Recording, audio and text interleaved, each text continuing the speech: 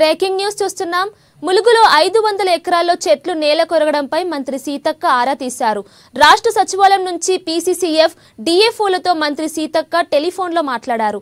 2 రోజుల క్రితమే చెట్లు నేల కొరిగిన ప్రాంతాన్ని సందర్శించారు. ఇక 1,00,000 చెట్ల వరకు నేల కూలడం పట్ల మంత్రి విస్మయం చెందారు. ఇక ఈ స్థాయిలో అటవీ విధ్వంసం జరగడం పట్ల ఆశ్చర్యం కలిగించిందని తెలిపారు.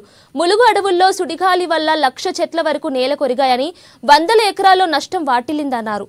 వృక్షాలు కూలడంపై విచారణకు ఆదేశించామని తెలిపారు. ఇక డ్రోన్ కెమెరాల సహాయంతో జరిగిన నష్టాన్ని అంచనా వేయాలని ఆదేశాలు జారీ చేశామన్నారు.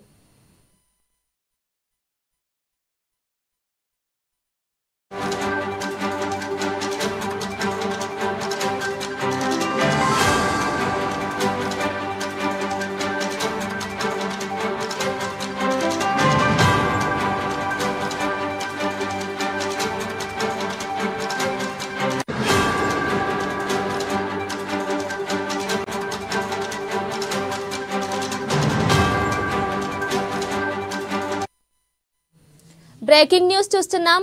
ములుగులో 500 ఎకరాల్లో చెట్లు నేల కొరగడంపై మంత్రి సీతక్క ఆరా తీశారు. రాష్ట్ర సచివాలయం నుంచి పీసీసీఎఫ్ డిఎఫ్ఓలతో మంత్రి సీతక్క టెలిఫోన్లో మాట్లాడారు. 2 రోజుల క్రితమే చెట్లు నేల కొరిగిన ప్రాంతాన్ని సందర్శించారు. 1,00,000 చెట్ల వరకు నేల కూలడం పట్ల మంత్రి విస్మయం చెందారు. ఇక ఈ స్థాయిలో అటవీ విధ్వంసం జరగడం పట్ల ఆశ్చర్యం కలిగించిందని తెలిపారు. ఇక ములుగు అడవుల్లో సుడిగాలి వల్ల 1,00,000 చెట్ల వరకు నేల కొరిగాయని, 100 ఎకరాల్లో నష్టం వాటిల్లిందన్నారు. వృక్షాలు కూలడంపై విచారణకు ఆదేశించామని తెలిపారు. ఇక డ్రోన్ కెమెరాల సహాయంతో జరిగిన నష్టాన్ని అంచనా వేయాలని ఆదేశాలు జారీ చేశారు.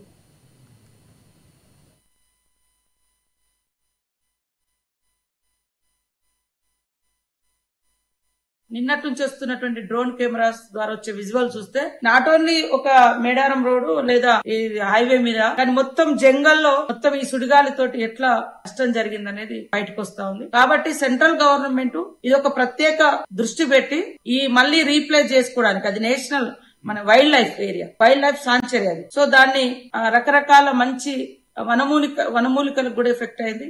100 ఏళ్ల నాటి చెట్లు కూడా మనం కోల్పోవడం జరిగింది. ఆ ప్రాంతాన్ని మరి ఇక్కడటువంటి కిషన్ రెడ్డి గారు, అదే సెంట్రల్ మినిస్టర్ గారు బండి సంజయ్ గారు ప్రత్యేక చొరవ తీసుకొని ఆ ప్రాంతాన్ని రీప్లేస్ చేయాలి, మళ్ళీ వాటికి నిధులను శాంక్షన్ చేయాలి. అదే కాకుండా దాని మీద ఒక పరిశోధన జరగాలని కోరుతా ఉన్నాం. ఇటు రాష్ట్ర ప్రభుత్వం నుంచి కూడా తప్పకుండా సీఎం గారి దృష్టికి నిన్న ఈ చెట్లు పడిపోయిన దృష్టి తీసుకెళ్లినాము.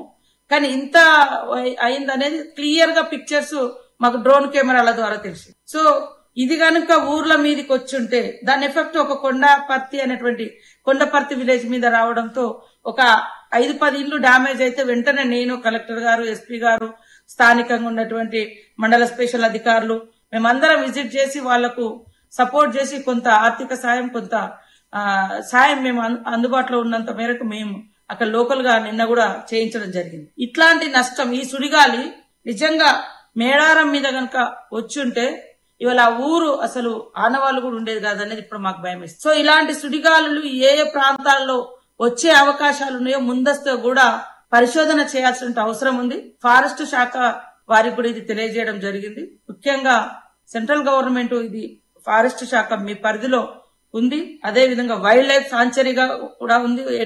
నిన్నటి నుంచి వస్తున్నటువంటి డ్రోన్ కెమెరాస్ ద్వారా వచ్చే విజువల్ చూస్తే